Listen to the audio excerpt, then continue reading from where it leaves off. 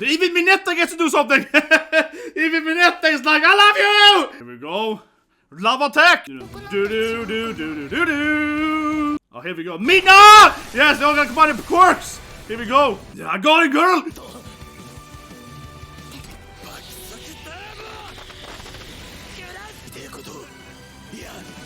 Oh, this is so beautiful when they're all coming in together.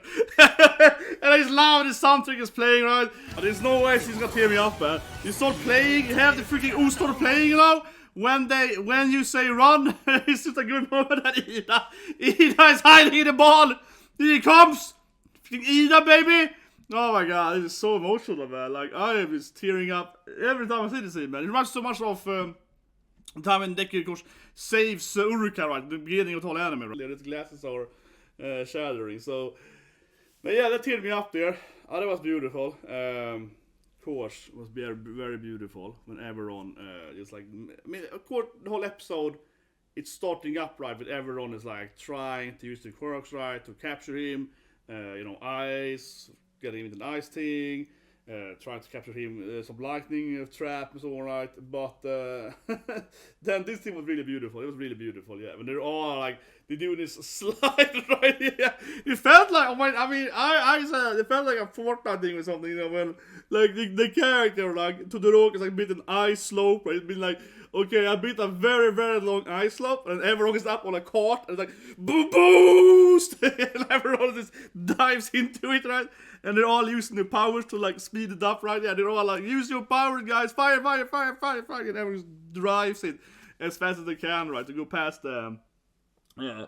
But it was really beautiful. Yeah, I love this scene. It was really beautiful. Everyone just kept boosting it up there, and then eventually they had Ida hiding in...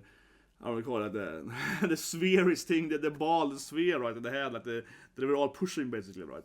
So he could like go even faster and speed up and capture it. They had like planned this like super speed attack. You know, that was beautiful. Like Ashidi was like, I use my ass thing to make no friction sliders and one, yeah. That was kind of fun too. Like, how can we make all of our quirks somehow combine into something? Okay, we can make super speedy slope. Yeah, we can make a super fast ball. That we can all do together. And then Urakara is like, you know, yeah, makes it gravity, removes its gravity and so on. So it's like, yes, let's go. But yeah, it was a beautiful combination power, absolutely. And I mean, otherwise in the episode, it was obviously had a lot of flashbacks, as I kept saying, right? The direction part, I was like, man, flashback. It of course made sense, right? They're all thinking about, oh, Deku, that time you saved me, or Froppy's like, the time I was crying and you were talking to me when I was crying in you know, here and so on. So of course you're all gonna have that, but it definitely felt a little bit like, I guess like formulaic, but it still has a good emotional vibe to it, right? But it felt a little formulaic, how like every person has like this moment. Even Minetta is like, remember season 1 when you helped me in the water? And he can't take him with his like ball thing. Yeah, it's like,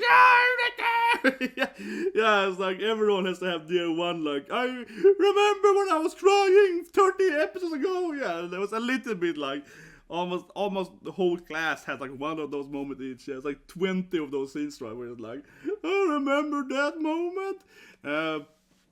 Definitely became a little bit repetitive, but I still think it had that emotional weight, right? And they weren't that long either. No, they were only like a few seconds each, right? So yeah, they were very short, of course. So it take forever, right? But I mean, I imagine a manga is probably shorter than that.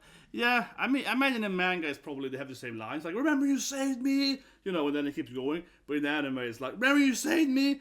30-second flashback scene, and then it goes, yeah, it definitely probably has a little more like padding out, right? I haven't read the manga, but I will very much assume that the manga is higher paced than here, because here, of course, the anime is like, yeah, we can add a little bit of that there, yeah, throw it in there.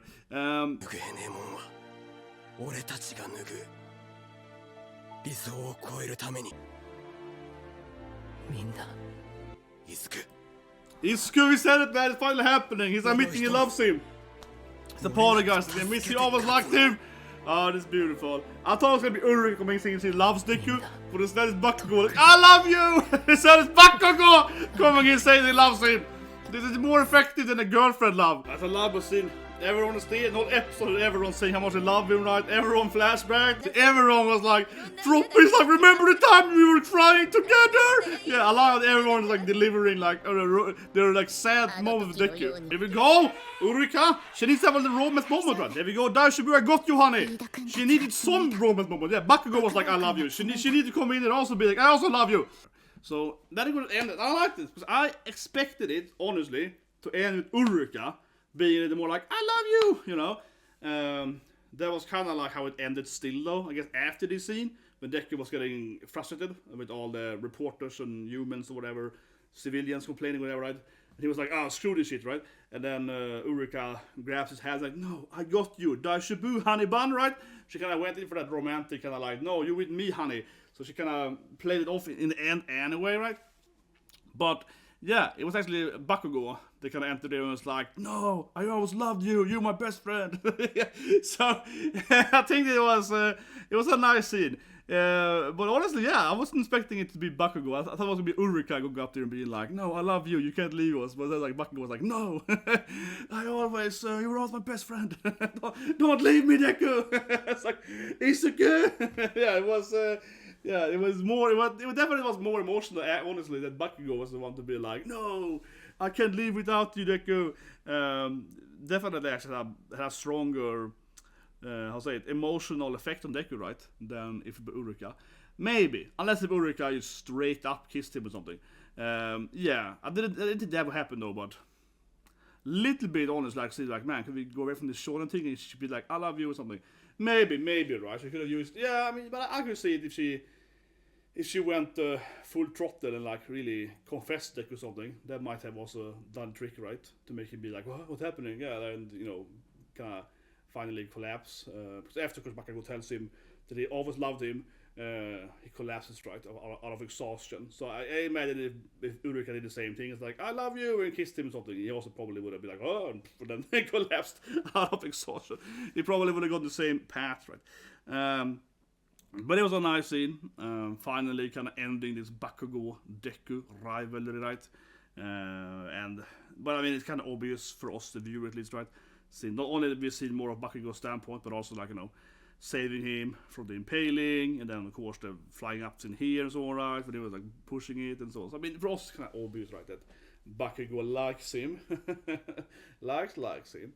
But yeah, it was a really good episode, and I guess the next episode there probably is gonna have, I don't know, given the preview, a short preview, but yeah, next episode I'm guessing is gonna be like dealing with all the civilians or whatever, right? Reports again, talking about that and trying to fix the world or whatever. As I said in the reaction part, I felt it's kind of comedic how, genuinely, I feel it's kind of comedic how the school has like, I don't know, some gigantic walls and so on. Yeah, I mean, it's like, I'm thinking about it like, wait, but the school made these robots and this thing and this thing. The school has a budget that is kind of crazy, yeah. From that alone, I can see what it's like. How can you construct this thing all the time? How do you construct it like a $10 billion wall or something, right? They're like, how do you have money for that? We can't feed the children at the school or something. We can't like, you know, we need the healthcare or something. And you build this like a wall that costs like half the government budget went to your goddamn wall. That's kind of how it feels if you're a civilian as well. You're like, what? How do you afford all this stuff, man? It is kind of like that in the end. They're standing outside screaming at the gigantic fortress they built, right? They're like, how did you build this stuff? Am I the only one? But it's a good episode. I've tuned up with it. Then jag subscribe, slap on the guys, and see you guys today. The call a little bit near. Vash, right? Again, no One Piece today either. Still delayed, right? Some marathons. And so on, right? And of course, Nagatoro, with obviously Deku voicing the main character. He's Senpai, you know, yeah.